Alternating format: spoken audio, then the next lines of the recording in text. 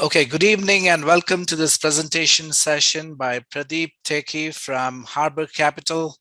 I would like to inform all of you that this session is being recorded. Audio and video recording notice is put up, as you can see on the screen. If you would not want to be recorded, please keep your audio and video shut off. Some rules for the day. If you need to ask any questions, please feel free to chat them in the chat box. If Pradeep wants you to turn your mic on, you are welcome to turn your mics on and speak as well and ask your questions. What I'm going to do now is introduce Pradeep and then pass it on to him. I'd like to take this opportunity to welcome Pradeep from Harbor Capital. Pradeep Tekkey is the Senior Vice President and Chief Technology Officer at Harbor Capital.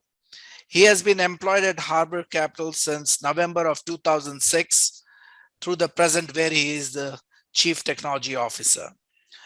He has a proven ability to formulate enterprise technology vision, execute strategy, motivate staff, implement policies, and solve complex business problems with effective use of people and processes. As a CTO, Pradeep researches, explores, and implements innovative technologies to service internal and external clients and enable faster decision-making. Over 25 years of experience in developing and executing corporate technology solutions. He is a skilled negotiator and agile project manager. He has experience in managing budgets, staff, and resources. And he has proven competence in executing enterprise-wide system implementation. Pradeep has an MBA from University of Chicago Booth School of Business, a master's degree in Info Systems and Finance from the University of Toledo, and a BE Electronics and Power Engineering from Visvesvaraya National Institute of Technology. Pradeep is a long-term volunteer with Scouts of America. With that introduction, I would like to once again thank Pradeep and his team for taking out their time to talk to our students. Pradeep, it's all yours. All right, thank you, Shazad, and thanks, Julie, for organizing this conversation. I want to keep it very informal, so I'm not going to bombard you with PowerPoint decks and a lot of other materials, but I want to keep it very interactive. Make the most use of this session. I encourage students to ask questions that you otherwise would not have asked. A potential recruiter or companies. How is it like working for Harbor? Anything technology related, I'm more than happy to answer. Anything company-wide as far as corporate policy, HR policies, or any of those non-technical related stuff, I have Julie here who will be more than happy to answer any of those questions. So let me see if I can share my screen here real quick. And okay, so let me walk through a brief overview of what Harbor is about. And then we can delve deeper into what IT team at Harbor does. How do we spend our days? And why is it an exciting place to work? Because, as Shazad mentioned, spent a good part of my life at Harbor. That says something. This is a great company to work for, and you'll quickly learn why. All right, so let me see. All right, so Harbor, for people who do not know what Harbor is, we are a high quality manager of managers according to Morningstar. We have a rigorous investment practice. We have a very active mindset, and we have a long-term fiduciary oversight. We have a purpose-driven mission statement where we curate the most innovative active strategies and solutions that is built to inspire and empower, and most importantly, people to make better financial decisions and for their financial security. So we have a fiduciary mindset. Our entire model is based on institutional bringing in high quality institutional money managers to our clients. And we have a rich track history to prove that. This is a brief history about Harbor. We started off in 1983 as a division of Owens, Illinois, based out of Toledo, Ohio. And then eventually we spun off as a separate company. We started offering mutual fund to our non-Owens, Illinois retirement plan participant clients. And today we are close to $63 billion in assets. As the end of February, we have 24 strategies of products. We have a total partnership of 22 investment teams, and we offer products across 17 asset classes and styles. And today, in 2022, we have launched 4 actively traded ETFs, which is, as you can see, we started offering ETFs only in 2021. So in the quick 6 months timeframe, we have started offering ETFs, exchange traded funds, as a new investment vehicle. And we have traditionally a mutual fund company. Now we are moving into the active ETF market space. This is our values and culture. We believe that people are our greatest strength. We believe in collective strength, and we build products that are innovative, and we build products that inspire, investment. And you would see here this across the firm. We have a winning mindset. These are the partners we work with across the industry. These are some of our great partners who we make their products available to our clients. Now, what is Harbor's IT team's role in all this? I'll walk you through what our platform services are, how we bring value to our clients. In this case, both our shareholders, end users who visit our website, use our products and services, and also, most importantly, our internal clients within our company. So our mission statement within IT is to build an organization that's innovative, nimble, and forward-thinking. We also believe in communicating effectively across all business units and creating very innovative solutions. And we have a vision to be a true partner across all departments in order to, deliver their strategic values. Now, to give you a brief background on how big is Harbor IT, you might be wondering, we are not that big. As you can see, we have 28 full-time employees. However, if you look at the numbers, we have collectively 400 plus years of industry experience, and you add them all up. So we have fairly seasoned staff across, the technology area. And we have, an average tenure of 9+ years. Now that tells you something. In this marketplace, having 9+ years is a lifetime for most technology folks. But that also tells you another story is people enjoy working at Harbor. They love what we do, especially the IT folks. And one of the most important things that keeps and retains our employees is continuous improvement and continuous growth of our employees. We have over 55, as you can see, this is just here, over 55 number of trainings people have attended. And we have quite a lot of professional certification that goes beyond the standard degree that you might get in university. These are industry certifications, and these are actively encouraged for all employees within our team. And you might think we are not just nerds. We have other interests too, and we strongly encourage that. This gives you a brief profile of, what do people in IT like? What do they like doing outside of work? So this gives you an idea. We're just not technology folks. We do other things too. So it is a fun place to work. And just give you an idea on what our numbers are in terms of reach. Who do we reach? What are the clients? What are the devices we manage? So this gives you an idea. This is a profile of what we support in our company. We might be only 200 employees, but we have over 800 technology devices we support across the firm. We have hundreds of applications, over 300. So a small number of group of people are managing a diverse portfolio of products and services across the firm.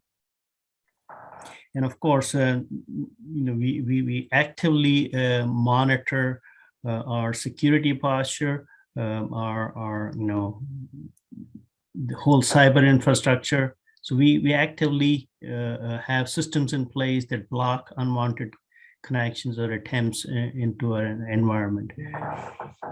And number of users we support is about 250, and the rapid growth of data is indicated by the fact that average usage of our storage is about 2 to 3 terabytes per user. How does IT within Harbor align with the business? If you notice, we are broken into 4 big blocks. You have investment technology. So we have a group of people that specialize in supporting investment technology. We have a group of people that work with supporting a distribution ecosystem. Now, this involves sales force, sales page, anything to do with marketing and distribution. Our website falls under that umbrella as well. We also have cloud operations that is the backbone of our technology infrastructure. We are heavily into Amazon Web Services as a platform. We also use Microsoft Azure platform, and we have a lot of software as a service that we use to support our business. And last but not the least, we have end user support. So everybody at Harbor carries a laptop, an iPhone, and most of the employees also carry an iPad. So we support these end user computing devices by an end user support team. We also have security and risk overlay across all the functions of our business.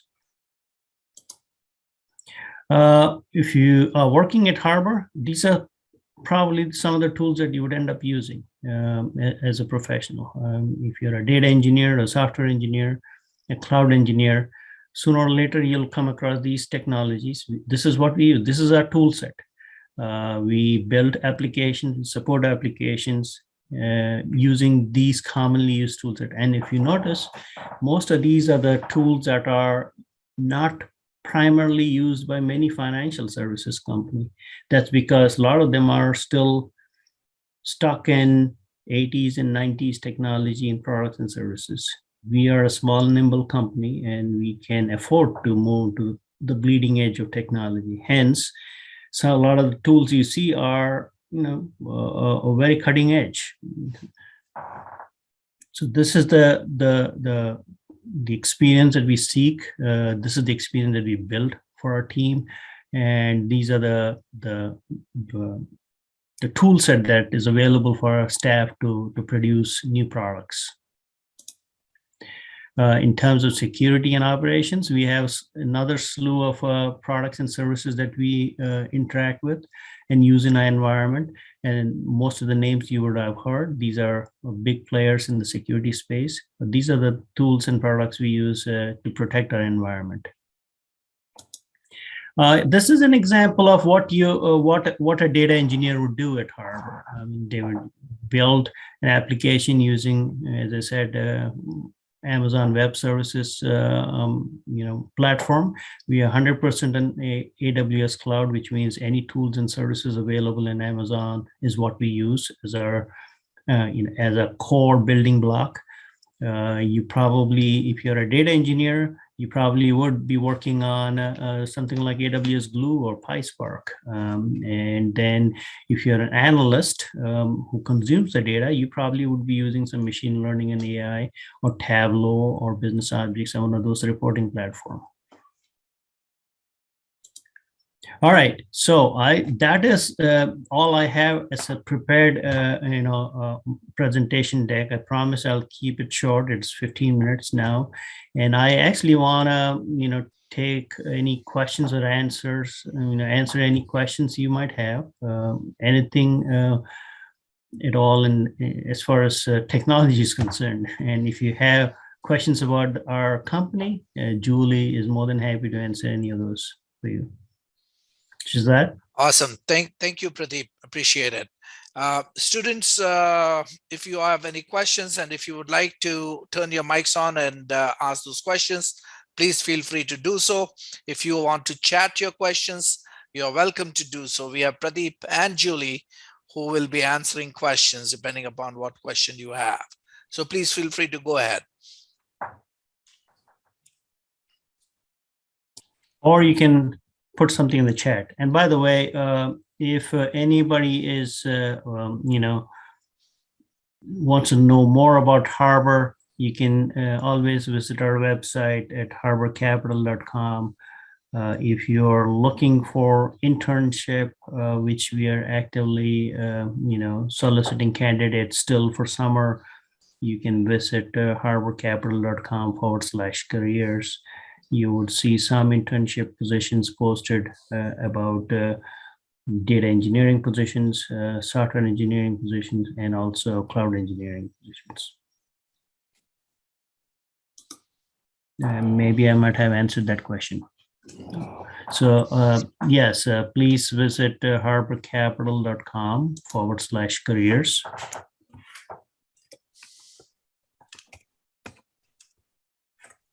And you should be able to see a list of job posting.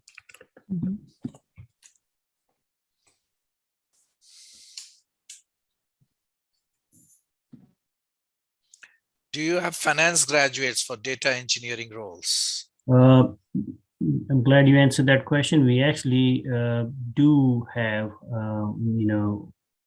data engineering roles that are finance heavy. In fact, we've had multiple students last summer and last fall who were working closely with our investment research team, building models and helping them analyze data. So a finance graduate with data engineering skills is highly sought after. And also data engineering skill student with a finance interest is also highly encouraged.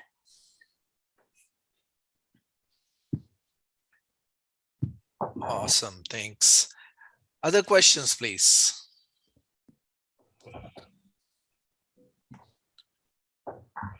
Do you provide sponsorship for H-1B visa in the future? The answer is yes, and we've had many students and H-1B H-1B employees that we have transferred over H-1 or even sponsored H-1. So we believe in hiring the best candidate and employee for Harbor, and we do not, artificially discriminate or stop people from applying or even being considered if they are a fit for the job. Julie, if you have any follow on to that. Yeah, I was going to jump into. So I have a lot of experience working with students on the F1 who are trying to get the H-1B. Depending on the year, sometimes it's harder to get them. But as Pradeep said, Harbor is interested in pursuing that for the right candidates. That's great to know. Thank you so much. Are there any roles related to marketing or marketing analysts?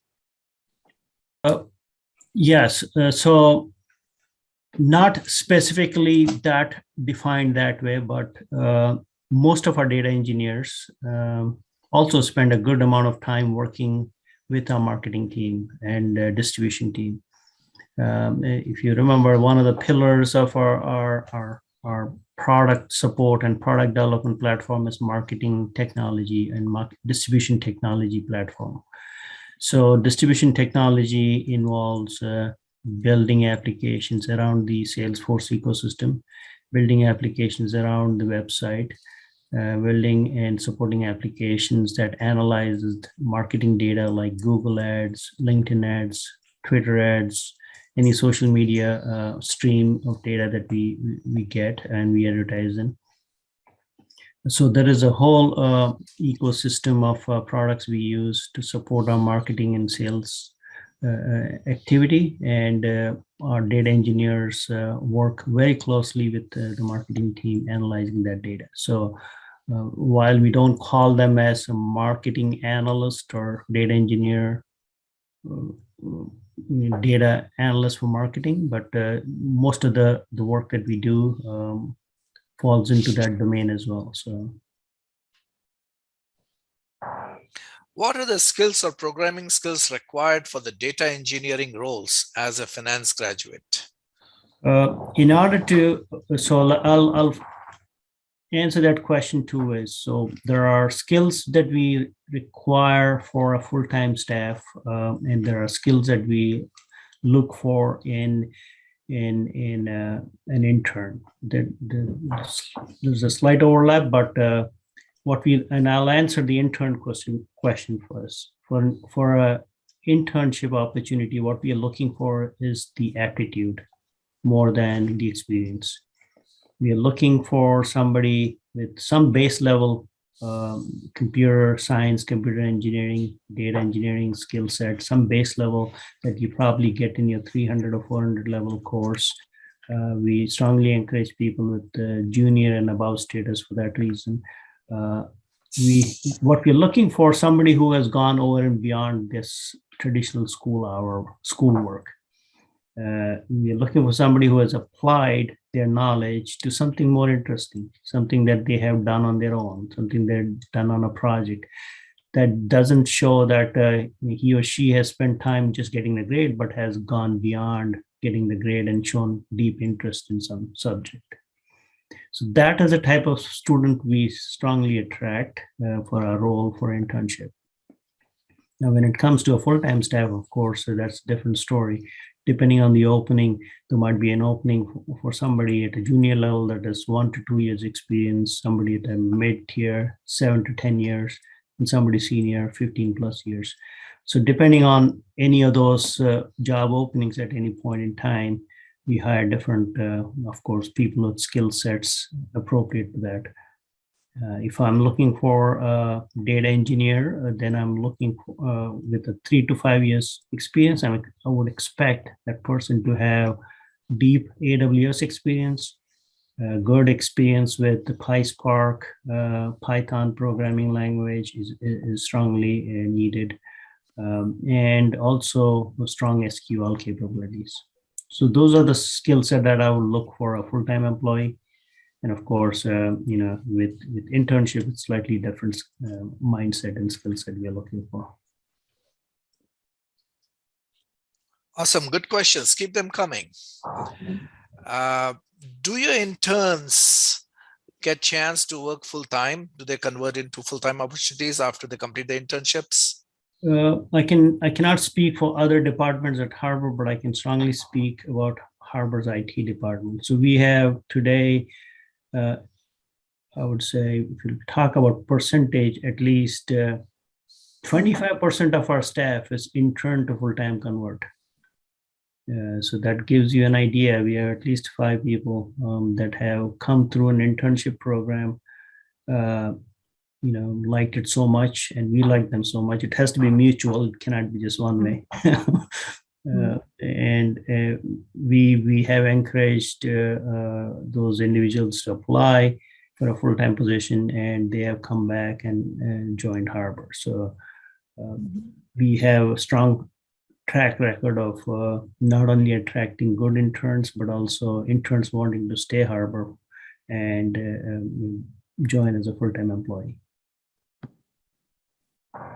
In fact, we believe that has a higher retention than trying to recruit somebody who was skipped 5 or 6 jobs before they applied to Harvard. So we have a high retention rate, and that kind of speaks volumes of our work environment. Awesome. There is a question here. Is the current internship role software and data engineering intern? Is that an option for master's students for analytics? Is it open for master's students for analytics? Yeah. So our internships are not just limited to undergraduate students. We encourage students who are the cutoff is, I would say, a junior and above, and undergraduate. So you have at least had 2 years plus college course experience. But we don't restrict it. Anything above is good. So if you are a master's student, that's fine. If you are a doctorate student, that's fine as well. So another question: what's the employee turnover? If you had paid attention to the slide that I had about 15 minutes ago, our average retention of IT employees, average tenure at Harbor has been 9 years plus. Now, you had to understand Harbor moved from Toledo, Ohio to Chicago in 2007. So when we moved our corporate office from Toledo to Chicago, that was a time when only 5 employees in IT relocated from Toledo to Chicago, I being one of them. So if you look from 2000, just as 2008 onwards, in last 15 years, everybody pretty much who joined Harbor has stayed around. So that speaks volume about extremely high retention rate. Could you talk a little bit about the hiring process for software and engineering intern positions? And by when will this internship start? So we have a rolling internship. It's not limited to summer. We did have, if I remember right, we did have some campus interviews done at IIT earlier this year. We had a very busy schedule, at least in our recruitment activity. We visited about 8 colleges this spring and interviewed quite a lot of students, a very talented group of individuals across the Midwest. The process is we had most of the interviews were virtual. We talked to a lot of potential candidates, and we received quite a few overwhelming response to our job postings. Our process since then has been to review the candidate pool, take feedback from the people that interviewed these candidates on campus interview. And then the next step of the process would be to reach out to the selected individuals, or at least shortlisted individuals, for a follow-up conversation.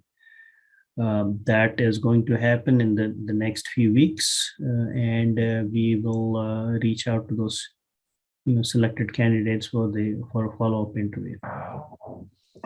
I think you might have already answered this question. You did mention that the interns are hired on a rolling basis. So yeah, so the internship program are typically quarter or semester basis based on the university. If you're a semester based university, will hire internship for that semester, and respectively, if you are a quarter-based system, you will be hired for that quarter.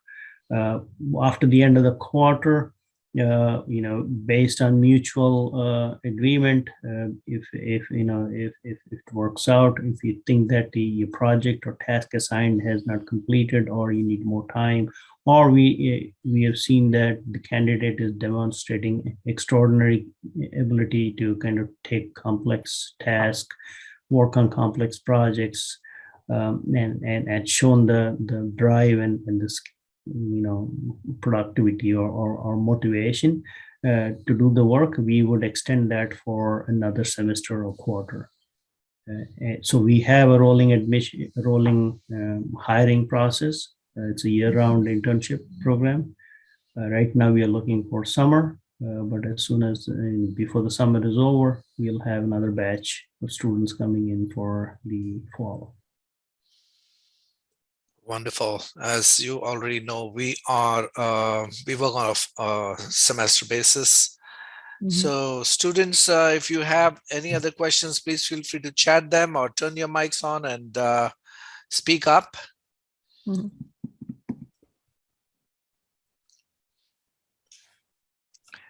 You don't get a CTO come and talk to you too often. Mm-hmm. This is your chance to ask all your questions that you have. And it doesn't have to be Harbor specific, by the way. I can give you general career advice if that's what you want. Pradeep, for your lovely information. It was useful. Just have a quick question regarding my expertise. So, even though I'm a management science graduate and specializing in analytics, I would understand if in case I get an intern role at Harbor Capital, how would it align in like whether I would be getting trained into data engineering, especially, or would it be like with regards to my interest or with regards to the specialization that I have in more of a analytics perspective, would that internship be provided that way, or this is a specific data engineering role that this internship is open for? So I want to clarify when I use the word data engineer, I'm using it more holistically than being you're going to be writing code all the time or you're going to be doing transformations all the time. I believe that the best employee or staff that we have are the ones who are good at a lot of things, including analytics, writing code, understanding the business process, understanding the business user. So there, I don't want to call this, even though the title says data engineering intern, this could be a project manager with a data engineering build, or it could be an analyst with a data engineering mindset. So to answer your question, a data engineer also does analytics. A data engineer also is a project manager. A data engineer is also a software engineer or a developer or writing code. So it just don't get caught up on that name of data engineer and you're going to be writing code all the time. As a data engineer, one would be working on writing a Tableau report, or writing SQL, or writing a business objects report, or even doing machine learning using a new set of data. So it could be anything, any of those projects. And the way we work in Harbor, especially ever since ever since the pandemic, we've changed our model of how we operate as a team and how we work with interns. Any intern that is hired at Harbor is assigned a mentor. This mentor would be a data engineer or a software engineer within our team. There would be a daily conversation, at least 5-minute conversation between a mentor and the intern. The mentor is the one that would help the intern navigate the whole technology stack, training, documentation, any guidance that is needed for the mentor. This was important for us to put in place because there was no office to go to, and we have moved to almost 100% virtual company. So we have a corporate office downtown Chicago, but we still predominantly operating in a remote basis. So it was tough, at least in early 2020 when during the pandemic. How do we navigate the pandemic and still offer a rich experience for internship? And we came up with this process where building a mentor-mentee relationship worked best in this virtual environment. So there is a project dashboard where we list out all the exciting projects that had we had the time to do this project, I would have done this project. And that's available for any intern to pick and choose, saying, you know what, I would like to work on this project because it sounds pretty cool. And that is assigned to that intern, and the mentor makes sure that they're given the proper guidance or even whatever tools and technology needed to be successful in that project. So that's the role we have formed with this new virtual world, virtual way of working. Thank you. That answered my question. Thank you so much. Wonderful. Anyone else? Looks like either I was not clear, or I was very clear and nobody has any question, which is fine. Either case is fine with me. Shazad, thanks for inviting us over for. Of course, of course. I think you've been very helpful in answering a number of questions that students had. We really appreciate your time. And I have one last question. Yeah. All right. Yeah. So I wanted to know like how like finance engineer who gets recruited as a data engineer can like help in various tasks at Harbor. Basically, what are the tasks that finance background person with data skills would work on? Right. So there is a great degree of overlap between the financial analyst and data engineering skills, especially in this new world where we expect every analyst to have some knowledge of programming and at least writing code.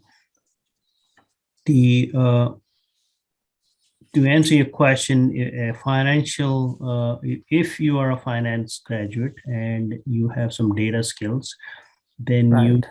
you are I would say well equipped for working in any financial services company, including Harvard, because we are actively looking for people with those skill sets that blend both technology and finance. The thought process here is most of the modeling of any new idea is done by these individuals who have good, strong finance background, but can also write code. Typically what happens, at least I can speak what happens in Harbor, could be different in different companies. So we have people with finance background who have a good data engineering of software skills that build models. And then when it comes time to productionize it or making it more robust, they usually collaborate with our technology team, data engineering team, or a software engineering team and build it to deploy it to the business. It could be different in different companies, but I'll tell you that's how we do it at Harbor. Prototyping, modeling, any new ideas that you want to do some quick and dirty project just to prove out your model. If you are a finance graduate with some software skills, you build it on your desktop, and then you will collaborate with the technology folks to deploy it into a more robust production environment. Makes sense. Thank you. Our finance students who are working in investment team or in a multi-asset solutions team are partners with the technology folks. So they use GitHub and code repository the same way we do, and we collaborate with them. Makes sense. Thank you. Wonderful. Any other questions? Yeah, so even I have a question. Sure. I'm Kranti. I'm pursuing Masters in Computer Science right now. So during my undergraduation, I was a part of the team. It was our curriculum project. So we had to build a machine learning model using Python. So my question is that if I have done machine learning and right now also I'm doing such courses. So will this position be open for me? Like, are there any chances that I'll be hired for this position? It's hard to say without looking at your resume. It's a hypothetical question, but it's hard to answer based just on that. But I can tell you the type of, as I said, there are two tracks that we hire. One is full-time employees, and the other one is internship. And as a master's student or as an undergraduate student, if you're not yet graduated, then typically you're looking for an internship. If you're looking for an internship, what we're looking for, as I said, is slightly different than what we're looking for a full-time employee as far as profile is concerned.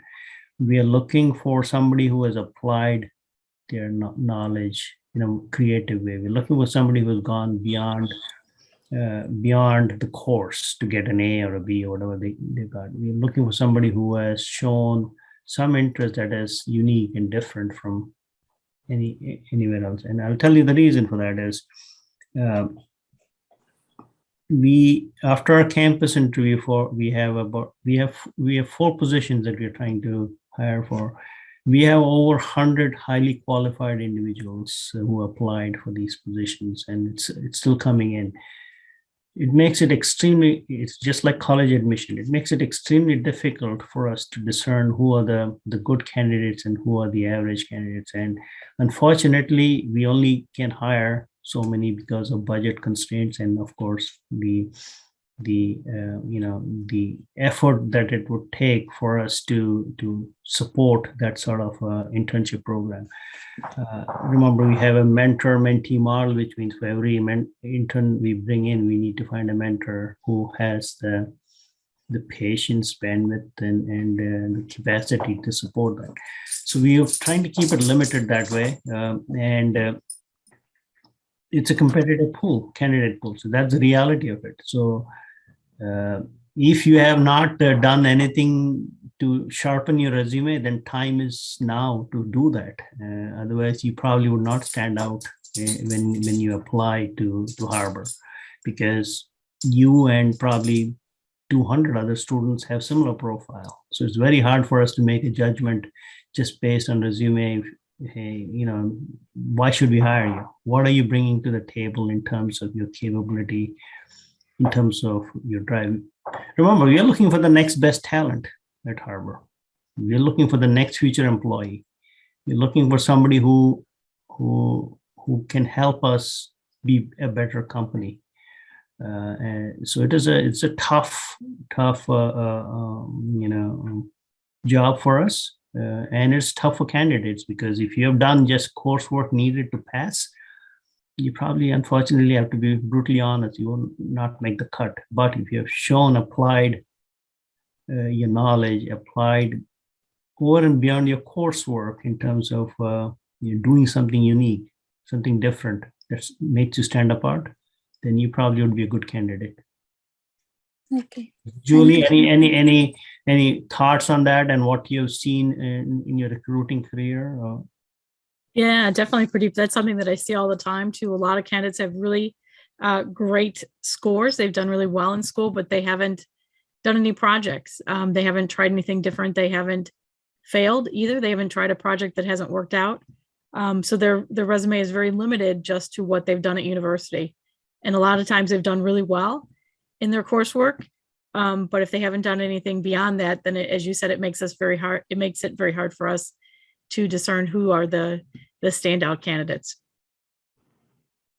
And it doesn't have to be a 4.0 or 3.5 plus or whatever the GPA is. It doesn't have to be that. I mean, we're not looking for the person who got the highest score. That's not what we're looking for. We're looking for somebody who brings in a skill set, who brings in this can-do attitude, who's bringing in, have taken some complex projects and done some meaningful or creative work out of it.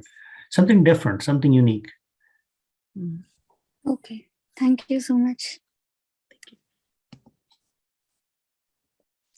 I think that's a great suggestion, and I think it will help all students in general wherever you go.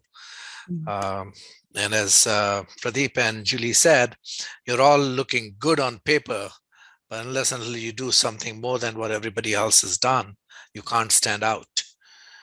And one of the things we have always recommended is also to network, go out and talk to people in the industry so they know what you are actually capable of doing. Because on paper, everybody looks the same. Everybody has good scores, as Julie said. So yes, you got to do more than what anybody or everybody does.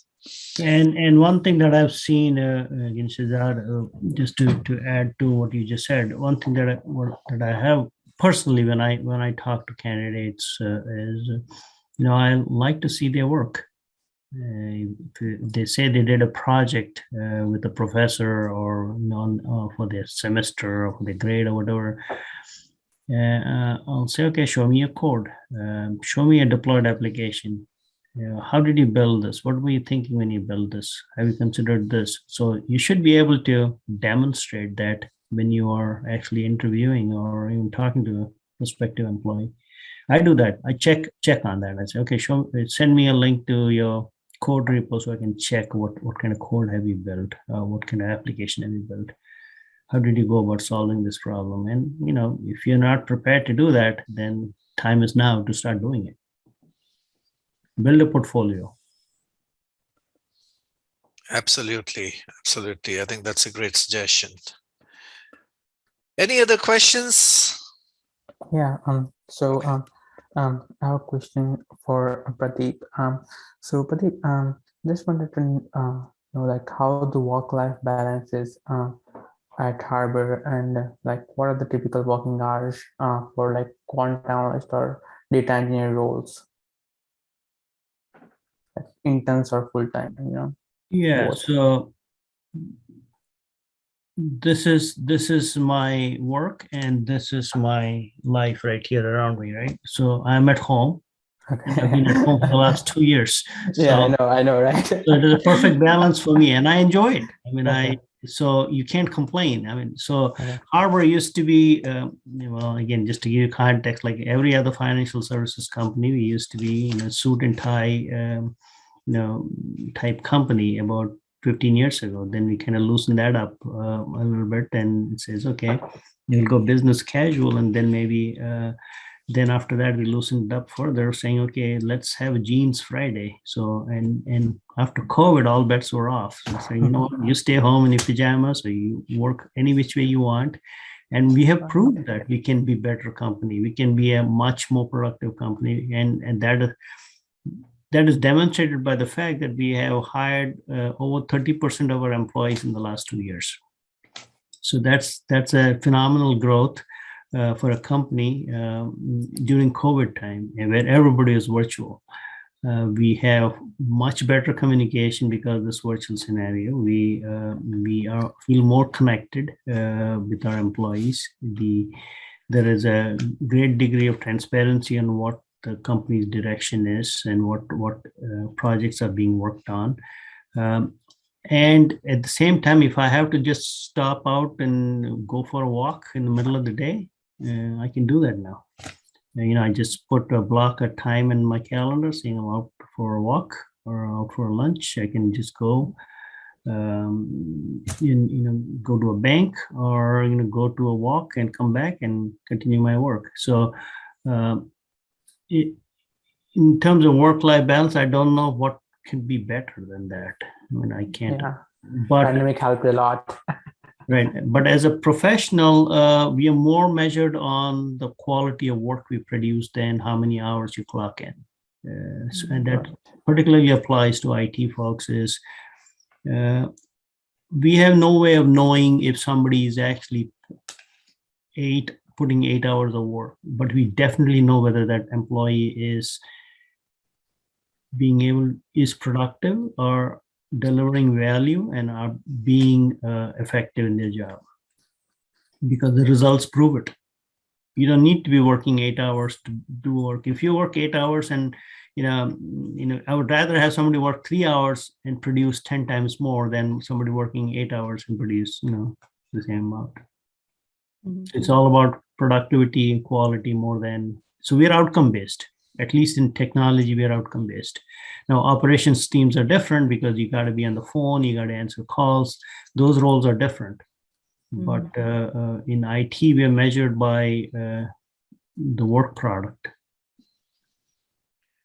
There's a question that has been chatted. Are you involved in day trading or only assets management style of business? Yeah, we don't do day trading.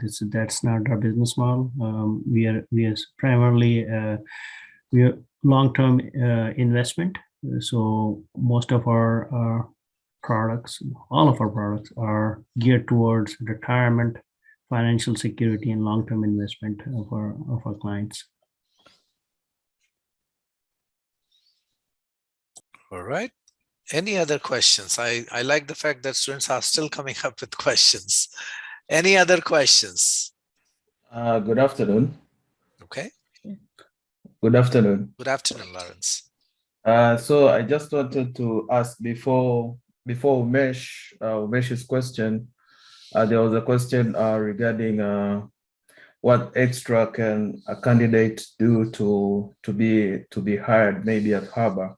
I just wanted to ask maybe briefly, can you like maybe remember maybe a candidate that you interviewed that stand out, that maybe did something that impressed you, and what was the thing?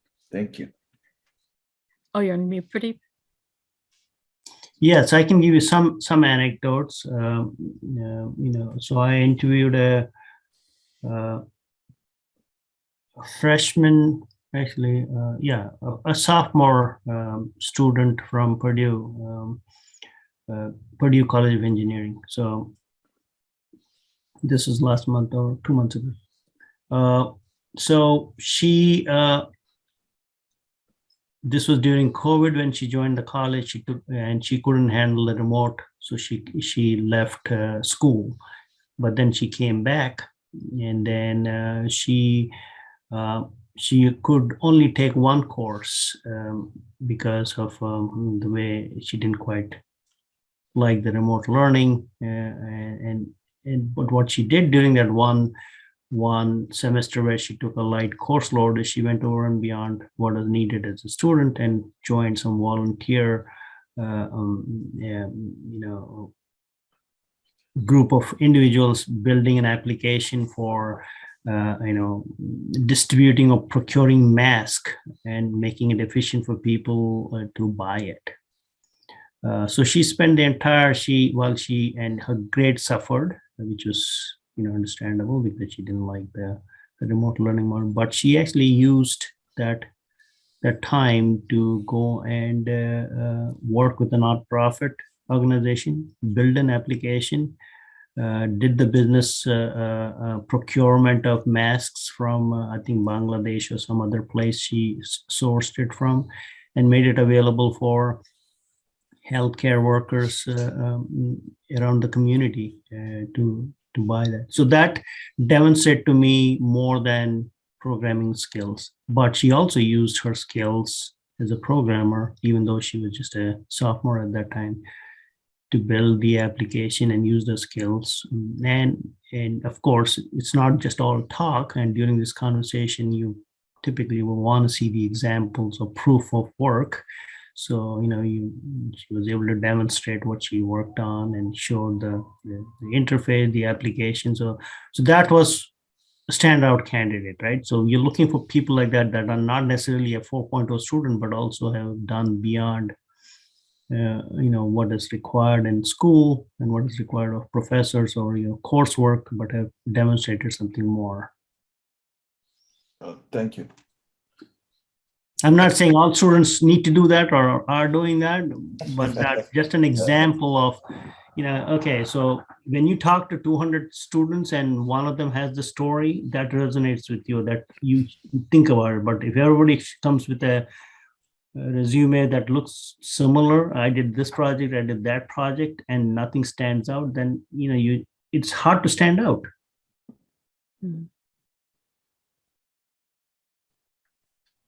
That was an awesome example. All right, I think we are coming to a close. So this is the last question that we will take. The question was chatted here. Do you use derivatives in your business model? We don't use derivatives, not yet at least. Wonderful. All right. So with that, I think we will call it a day. I would like to take this opportunity to thank Pradeep and Julie for taking out their precious time to be with us.